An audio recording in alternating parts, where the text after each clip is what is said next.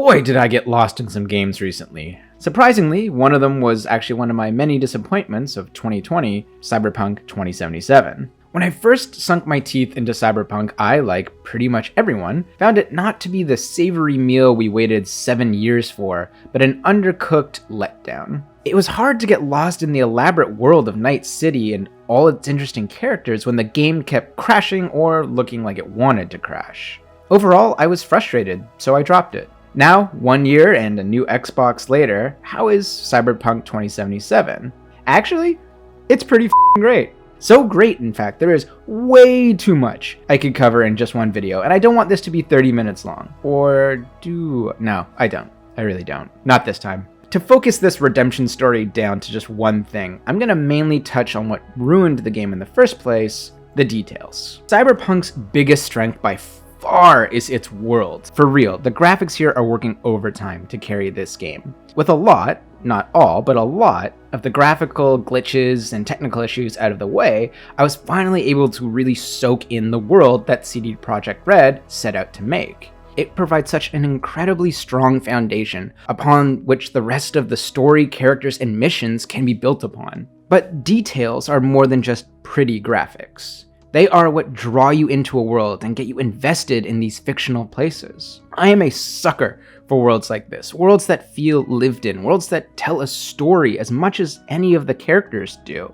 worlds that I can have fun just walking around in. It's why I love Fallout or BioShock. Cyberpunk, though, is on a whole other level. It's almost hard to put into words the sheer amount of detail on display here because it is staggering. Even after many, many hours of playing, I still find myself in sheer wonderment of the things I can find just stumbling down any given street. Maybe it'll be a cool market, or a cheery vending machine that just needs some help. Honestly, I could gush on and on about how this game is a case study in world building. It's similar to BioShock in how well it actually manages to suck you into the world, but unlike BioShock, this is a fully lived in and fleshed out city. Night City is neatly broken up into several distinct districts or regions that help keep scenery fresh. Exploring the desert wastes just outside the city limits is no less entertaining or devoid of detail. A shady motel or an abandoned little outpost filled me with just as much joy to explore,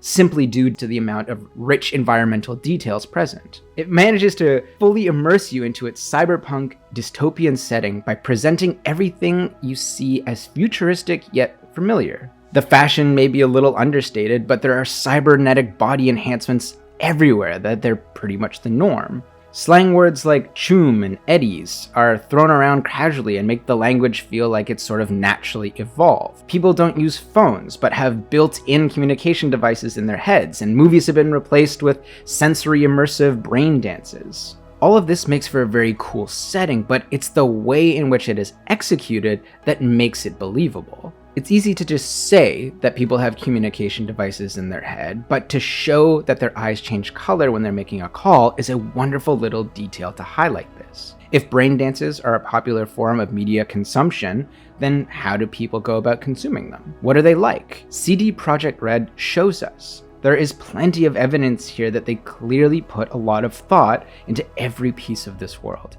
I have never been so impressed by the sheer number of different looking elevator interiors in any game I've ever played.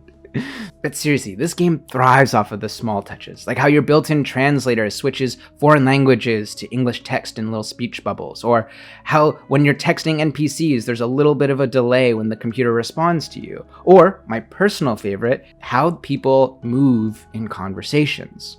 I am used to NPCs being locked into staring contests with me when I'm talking with them, but recently it seems like developers are moving away from that trend. If Cyberpunk is any indication of where that trend is heading, I am all in. Not only did every conversation feel more natural as people shifted around while they were talking, but their small nervous tics or changes in their body language were on full display here and added a lot to the immersion and engagement of any single conversation. The level of detail doesn't just stop at the world, it spills into the quests as well. For example, I visited one merchant at the end of one of my games and noticed that this time around he made a comment about my attire because I happened to be wearing the jacket of his favorite band. This is an incredibly small detail and one that I didn't get to enjoy my first time playing because obviously I wasn't wearing that specific jacket. It's little moments like this that shows me the developers took time to think things through, and makes me wonder how many small moments like this exist in the world that no one's gonna know about. While this has very much been a love letter to Cyberpunk, before CG Product Red goes around and high-fives themselves, I want to take some time to talk about some of the nitpicks I still have. While the game does look and run much better than it did, there still are, obviously, some small graphical glitches here and there. The driving, while improved, is still pretty comical in how wonky it is, with limited collision damage and ridiculous physics. Fistfighting is a cool idea, but it's something I wish worked better because right now it's very awkward in its execution. It would also be nice if you could spend more time with some of the characters. Most of them just tend to disappear once you're done with their quest line. That's a pretty short and weak list, and I was really trying to find things to tear apart. It's cool to see a game that was panned when it came out fight its way back to the top, winning over gamers and critics alike. It's no easy feat, looking at you, No Man's Sky, and it's nice to see when it happens. That said, after all of that, did Cyberpunk break into my top games like I originally predicted it might? It's really hard to say. I have flip-flopped on this answer so many times while making this video. It really feels like a game that should be in my top 5. The only thing holding it back, though, is how awful I remember my initial experience being. And that's a shame. While the game shows that it was painstakingly made and is much improved now, that first impression I had of the game did a lot of damage. Every time I sat down to play the game this time, I was just waiting for it to mess up, waiting for it to glitch or crash, and it had to keep proving to me that it wouldn't. It was this nagging feeling in the back of my head that I couldn't shake, and that's a real shame. However, that said, the more I played, the more I did get lost in this incredible world, and that nagging feeling did get smaller and smaller. But to be safe, I'm probably gonna go play 2 or 3 more times before I really make up my mind. That's it for me. Thanks for letting me talk gaming.